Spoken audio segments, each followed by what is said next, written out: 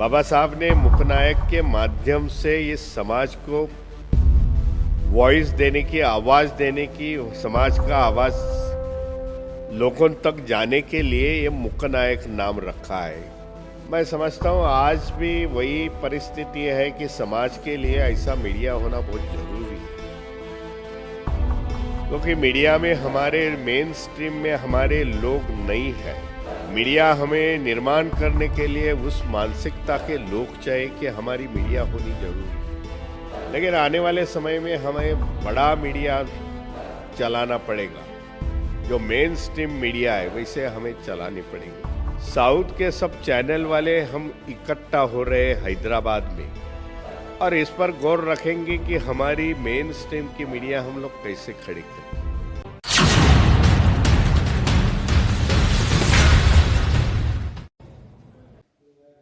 नमस्कार, आप देख रहे हैं द मूक नायक और इस समय हमारे साथ जो मेहमान जुड़े हैं, आप चौंक जाएंगे, हमारे साथ जुड़े हैं भीमराव अंबेडकर यानी बाबा साहिब के पोते। और 31 जनवरी है कल। मूक नायक को 103 साल हो जाएंगे जो बाबा साहिब ने शुरू किया था 1920 में, और कल इस मूक नायक को भी 2 साल हो जाएंगे। तो हम लोग इसी पर बात करेंगे, कॉलेजियम पे बात करेंगे, दलित आदिवासी एससी एक्ट पे बात करेंगे। और हम बहुत बहुत स्वागत करते हैं द मूक नायक में सर आपका। मुकनायक का मैं स्वागत करता हूँ। जी सर, पहले तो मैं आपके नाम पर आना चाहूँगी, क्योंकि आपका नाम भीमराव अंबेडकर है जो बाबा साहिब का भी नाम था। तो क्या वजह, आपके माता पिता ने क्या सोचा कि आपका नाम भी यही होना चाहिए, या इसके पीछे की एक छोटी सी कहानी हम जानना चाहेंगे। महाराष्ट्र में देखा जाए तो ऐसी ट्रेडिशन है पूर्वजों का नाम रखने के लिए।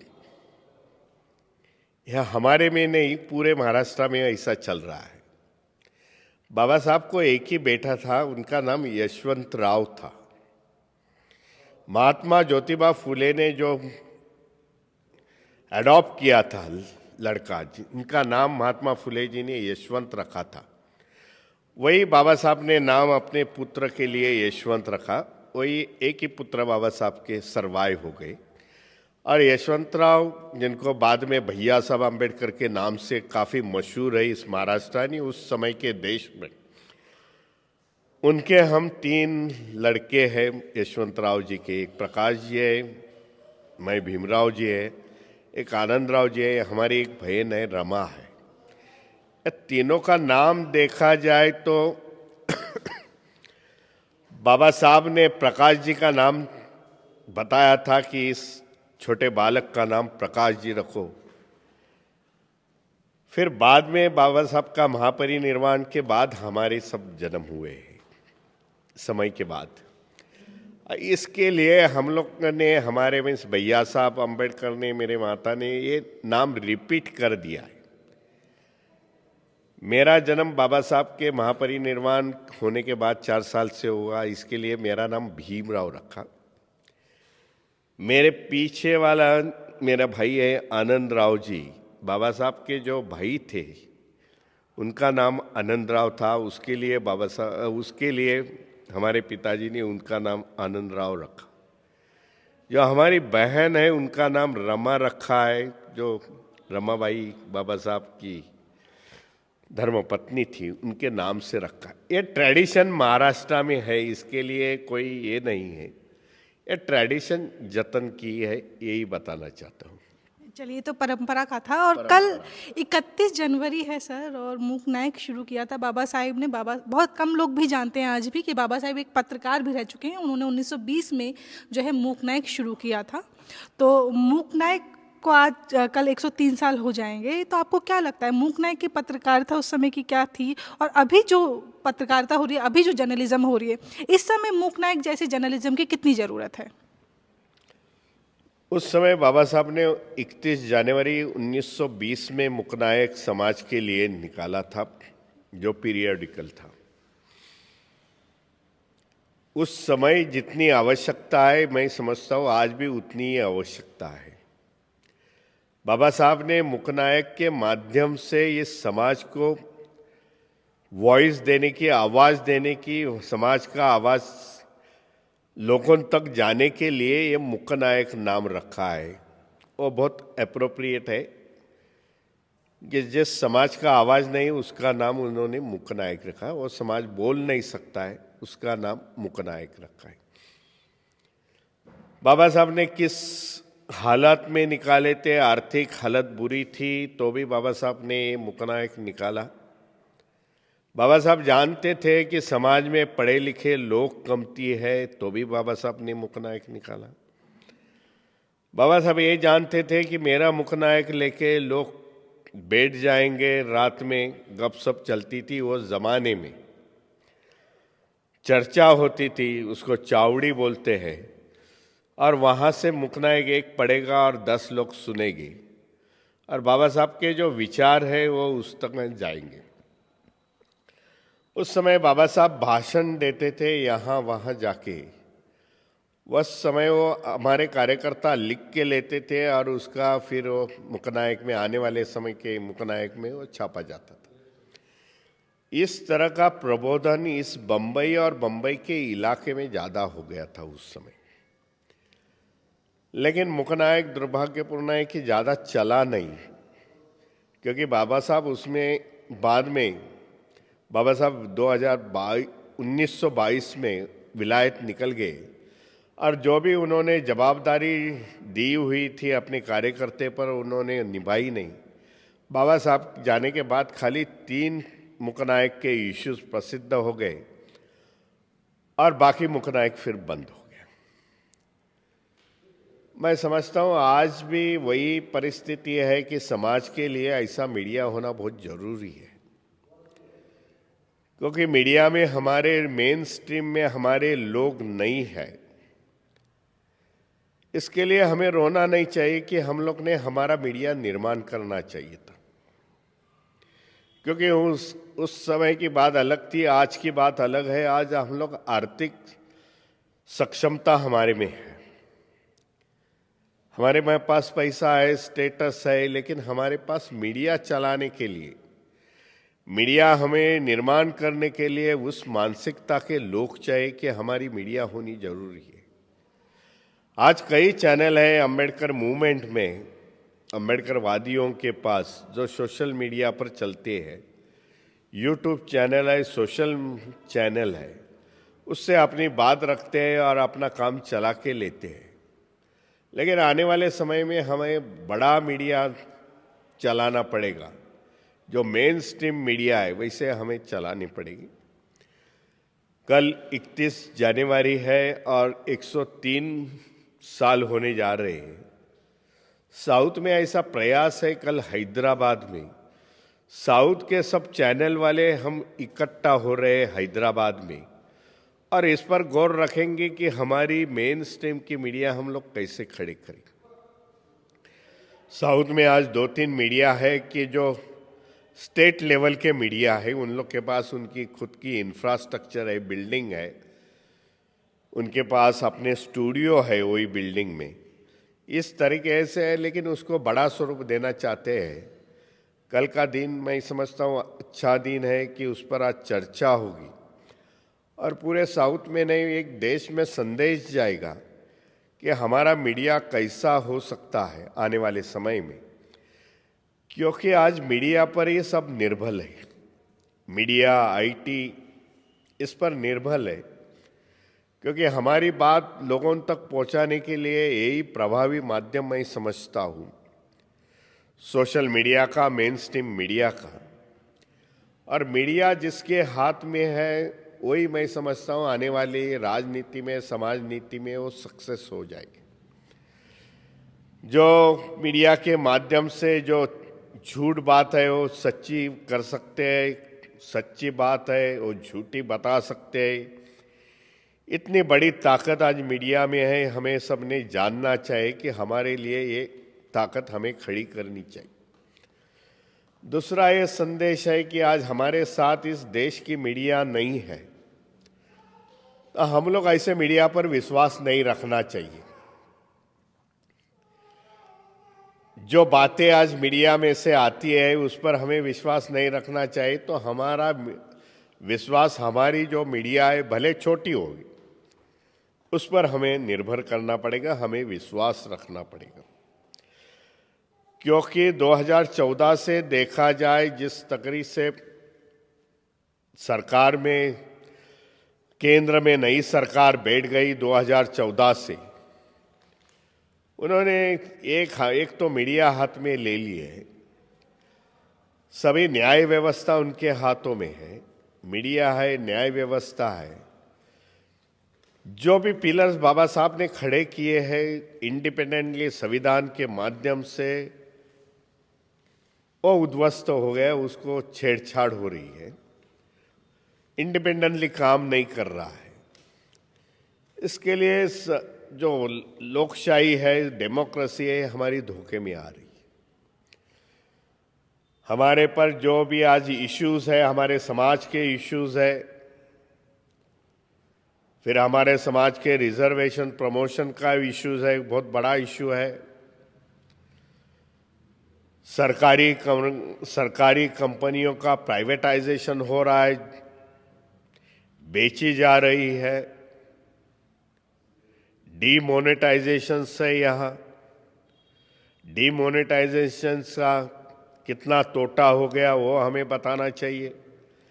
लेकिन ये इश्यूज अभी एक कॉमन मीडिया, जो गुलामी की जिसको मीडिया मैं बोलता हूँ, वो मीडिया नहीं उठाती है। भाई ये पूरी मीडिया आज पूंजीपति के पास है और ये सभी पूंजीपति सरकार के गुलाम बन गए हैं। उन्हें जो लग रहा है वही बात मीडिया में आती है। कल 2 दिन पहले की बात है, अडानी जो इंडस्ट्रियल है, इंडिया का सबसे बड़ा इंडस्ट्रियलिस्ट है, कई लाख करोड़ों का उनको घाटा हो गया, लेकिन कौन सा भी अखबार में ये आया नहीं। भाई अडानी की जी पूंजी लगी है, बैंकों का पैसा है, नेशनलाइज बैंकों का पैसा है, जो नेशनलाइज बैंकों का पैसा आम आदमी का पैसा है, LIC का पैसा है, 4 लाख करोड़ का घाटा उनको आया है। ये इश्यूज आज मीडिया के सामने 2 दिन हो गए, कौन से भी मीडिया के सामने आया नहीं। इस तरीके की बातें हमें सोशल मीडिया के माध्यम से रखनी पड़ेगी।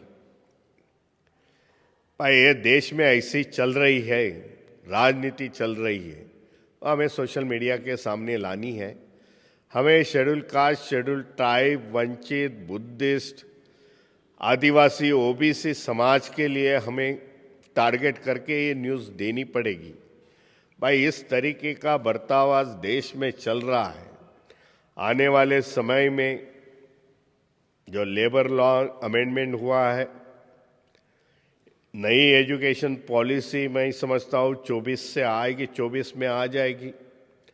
ऑलरेडी कोरोना की महामारी में पार्लियामेंट में पारित किया है एजुकेशन पॉलिसी, लेबर लॉज। सभी को मालूम है बाबा साहब ने लेबर एक्ट 1942 में वाइसराय के कैबिनेट में थे, तभी से लेबरों को, एम्प्लॉयज़ को जो हक और अधिकार दिए वो बाबा साहब ने दिए। और नए इसमें अभी जो नया लेबर लॉ आ रहा है उसमें अभी घटाए गए हैं। पूरा लेबर लॉ ये 5 एक्ट में कंट्रोल किया है। बाबा साहब के समय में लेबर के 42 एक्ट थे। इस तरीके से बातें आके ये लोगों का प्रबोधन होना जरूरी मैं समझता हूँ। आने वाले समय का धोखा जो है वो लोगों को अभी से बताना जरूरी है। 2024 में जनरल इलेक्शन आने वाला है और उस इलेक्शन की तैयारी हमें आज से करनी पड़ेगी, क्योंकि हमारा मीडिया छोटा है, उन लोग का मीडिया बड़ा है। लेकिन छोटे मीडिया लगन के साथ, ध्येयवादी के साथ हम लोग लगेंगे तो निश्चित हम लोग यशस्वी होंगे। जय भीम। जी सर, जैसे आपने राजनीति की बात करी और अभी जो देश का माहौल है वो पूरा हिंदू मुस्लिम पर टिका हुआ है, यही सब चीज़ें देश में हो रही हैं, तो क्या आपको नहीं लगता कि इसके वजह से जो दलित आदिवासियों के मुद्दे हैं वो पीछे छूट जा रहे हैं? भाई ये सरकार फिर वो केंद्र की होवे और राज्य की होवे, बेसिक इशू पर आज कोई भी आवाज नहीं उठा रहा है। ना सरकार इस मुद्दे को चर्चा में लाती है, ना विपक्ष पक्ष इस मुद्दे को लाती है। कॉमन इश्यूज जो लोगों के पास है, कॉमन इश्यू कहा जाए तो महंगाई का इश्यू बड़ा इश्यू है, मैं समझता हूं। विपक्षी नेता डरते हैं कि भाई हमें ईडी की नोटिस आ जाएगी, एनआरआई हमारे पीछे लगेगा, नेशनल इन्वेस्टिगेशन एजेंसी हमारे पीछे लगेगी, हमारी संपत्ति जब्त हो जाएगी, मुकदमे हमें चलाएंगे, एफआईआर लगाएंगे, नहीं कुछ लगाएंगे तो देशद्रोही की कुछ न कुछ कलमे लगा देंगे। इस तरीके से पूरे देश में देखा जाए तो भय और डर का वातावरण मैं समझता हूं, और इसके लिए ये इश्यू कोई उठाता नहीं। सरकार में बैठने वाले लोग हैं, वो इश्यू को डाइवर्जन करने के लिए हिंदू मुस्लिम के राइट के बारे में, हिंदू मुस्लिम टस्सल कैसी होवे, मंदिर का इशू, मस्जिद का इशू इस देश में उठाने की कोशिश करेंगे, कोशिश कर रहे हैं। आने वाले 2024 में ये इशू ज्यादा बढ़ेंगे। हिंदू संत है, हिंदू प्रवचनकार है, उनके मेलावे, उनके प्रवचन के प्रोग्राम ज्यादा लगाएंगे, क्योंकि ये मानसिकता है। मुझे जो अभी 17 जनवरी में परभनी से मैंने 120 बुद्धिस्ट भंते जो फॉरेन से आए थे, उनकी पदयात्रा निकली 480 किलोमीटर परभनी से वो चैत्य भूमि तक आ जाएंगे। उसकी तैयारी करीब करीब 1 महीना पहले चल रही थी। जब मैं मंच पर गया परभनी शहर में, सुबह में पहुंच गया, मैंने जो पोस्टर दिखे, मैंने मेरे कार्यकर्ताओं को पूछा ये क्या चल रहा है आज परभनी में, तो बोले 15 दिन पहले, 10 दिन पहले की बात है, या एक संत आए है, उन्होंने यही प्रोग्राम आज के दिन हमारी धम्म पद यात्रा चलेगी, 25-50 हजार के लोग आएंगे, तो हम भी हमारे हिंदू धर्म के संत को बुलाएंगे और प्रवचन का कार्यक्रम देखेंगे। इस तरीके की काउंटर राजनीति ये आज समाज में हो रही है। इसके लिए आने वाले 24 में ऐसी इस प्रकार के, मैं समझता हूँ, हिंदू मुस्लिम होवे, दूसरे समाज को काउंटर करने के लिए इस तरह के कार्यक्रम होंगे। मेन जो इश्यूज है वो पीछे जाएंगे। लोगों ने समझना चाहिए, विशेषता ओबीसी समाज के लोगों ने, यहाँ के शेड्यूल कास्ट, शेड्यूल ट्राइब, आदिवासी, बुद्धिस्ट पीपलों ने, कि भाई आने वाले समय में हमें तैयार होना चाहिए और इस मुद्दे से हमें हटना चाहिए। एक है, अभी लग रहा है कि सोशल मीडिया के माध्यम से अभी हमारे समाज में अच्छी तरीके की सोच है कि हमें क्या करना चाहिए, नहीं क्या नहीं करना चाहिए, लोगों को समझ में आ रहा है। इस तरीके की हरकतें सरकार के माध्यम से भले फ्यूचर में हो जाए, लेकिन इतने लोग अभी इन्वॉल्व नहीं हो गए, ऐसी मेरी तो भी तमन्ना है, मेरी धारणा है, ऐसा मैं समझता हूँ। सर, बहुत सारी पॉलिटिकल पार्टी जो हैं बाबा साहिब का नाम इस्तेमाल करती हैं। खुद हमारे देश के जो पीएम हैं वो कहते हैं मैं सबसे बड़ा अम्बेडकरवादी हूँ। तो आपको क्या लगता है कि ऐसे में कौन सी पार्टी जो है सही मायनों में बाबा साहिब के जो सपने थे उनको पूरा कर रही है? भाई, देश की सिचुएशन ऐसी है कि बाबा साहब को अवॉइड करके, बाबा साहब को बाजू में रख के ना पॉलिटिक्स सक्सेस हो सकती है, ना समाज नीति सक्सेस हो सकती है, ना इकोनॉमी आगे बढ़ सकती है। इस तरीके की सिचुएशन आज देश में है कि बाबा साहब का नाम लेके ही हमें आगे चलना पड़ेगा। फिर वो बाबा साहब की बनाई हुई पार्टी होए, बाबा साहब को मानने वाले शेड्यूल कास्ट, शेड्यूल ट्राइब की पार्टी होवे, एक समय बाबा साहब को विरोध करने वाली पार्टियां सत्ते में बैठी है, उनको भी बाबा साहब को अवॉइड करके जा नहीं सकते। इसके लिए बाबा साहब ने हमारे लिए क्या किया, बाबा साहब की विचारधारा, ओरिजिनल विचारधारा, उसको छेड़छाड़ करके भाई हमें बाबा साहब दिखाने का प्रयास चल रहा है। इसीलिए मैं बोलता हूं कि बाबा साहब को मानने वाले जो लोग हैं, उन्होंने बाबा साहब की ओरिजिनल बातें सुननी चाहिए, पढ़नी चाहिए। तो इस तरह का टेम्परिंग, बाबा साहब के विचारों का टेम्परिंग नहीं होना है, यह हमें सावध रहना पड़ेगा। अभी जो है SC/ST एक्ट को ख़त्म किया जा रहा है। अभी कर्नाटक के हाई कोर्ट ने भी कहा कि कोई भी व्यक्ति की अगर गाली दी जाती है उसकी जाति के नाम पर, मतलब जाति के नाम पर शब्द उसको बोले जाते हैं, तो SC/ST एक्ट नहीं लगेगा जब तक कि प्रूफ ना हो जाए कि उसके साथ सच में डिस्क्रिमिनेशन हुआ है। तो इस पर आपको क्या कहना है कि कोई SC/ST एक्ट तो इस तरह से धीरे धीरे ख़त्म किया जा रहा है, जबकि जितनी भी गालियाँ हैं वो दलितों के नाम पर ही बनाई गई हैं। कर्नाटक हाईकोर्ट का जजमेंट मैंने पढ़ा नहीं, पहली बात है। लेकिन ऐसा प्रयास हो गया सेंट्रल गवर्नमेंट में कि SC/ST एक्ट खत्म किया जाए, पर 2 अप्रैल जो नॉर्थ इंडिया में इसके बारे में आंदोलन हो गया और पूरा नॉर्थ इंडिया आधा दिन जल रहा था, लोग सड़क पर आ गए थे, लोगों के पास कोई लीडर नहीं था। उससे सरकार को पता चला कि SC/ST एक्ट के बारे में लोगों की सोच क्या है, लोगों के दिल में ये एक्ट के बारे में कितना लगाव है। सरकार ने एक्ट पीछे ले लिया, पार्लियामेंट में बिल पास होके फिर से वो लगाव हो गया, सुप्रीम कोर्ट ने उसको मान्यता दी है। इसके लिए हाई कोर्ट का जो भी जजमेंट पास हो गया है, मैं समझता हूँ उसमें कोई ज़्यादा ये नहीं निकलेगी, ज़्यादा उसमें कोई उम्मीद नहीं है, क्योंकि सुप्रीम कोर्ट ने अभी ये पास किया है। लेकिन इस देश में जो मानसिकता के लोग हैं, जिसका इम्प्लीमेंटेशन होना चाहिए, वो इम्प्लीमेंटेशन होता नहीं, ये भी देखना पड़ेगा।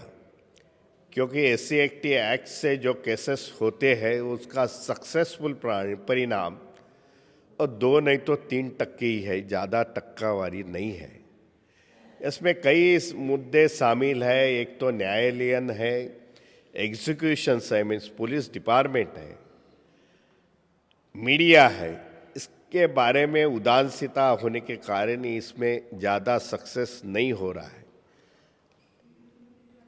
आपने न्यायालय का जिक्र किया, न्यायालय पे अभी कॉलेजियम पे बहुत ज़्यादा जो है बहस हो रही है, सोशल मीडिया पर भी हो रही है कि इसको रखना चाहिए या ख़त्म करना चाहिए। तो आपको क्या लगता है, कॉलेजियम होना चाहिए या बाबा साहिब होते तो क्या सोचते? मैं देख रहा हूं जब से नए चीफ जस्टिस आए हुए हैं, तब से सेंट्रल गवर्नमेंट और सुप्रीम कोर्ट में द्वंद्व चालू है। कॉलेजियम के माध्यम से ये तीसरी बार है कि सुप्रीम कोर्ट ने जो भी नेम फिक्स करके भेजे हुए थे प्रेसिडेंट को, प्रेसिडेंट ने वो फिर से रिजेक्ट कर दिया और फिर से सुप्रीम कोर्ट में भेज दिए। कॉलेजियम के जो भी एक्ट बना था, सुप्रीम कोर्ट के 5 जजेस आके उसने उस पर खारिज कर दिया। कॉलेजियम सिस्टम ही चलेगी। जो प्रैक्टिस आज कॉलेजियम की चल रही है, और मैं समझता हूँ वही प्रैक्टिस अच्छी है, आगे चलेगी। सरकार उसको विरोध कर रही है। बड़ा अच्छे से जजेस सुप्रीम कोर्ट में आने से ही संविधान की सुरक्षा होगी, ऐसा मैं समझता हूँ।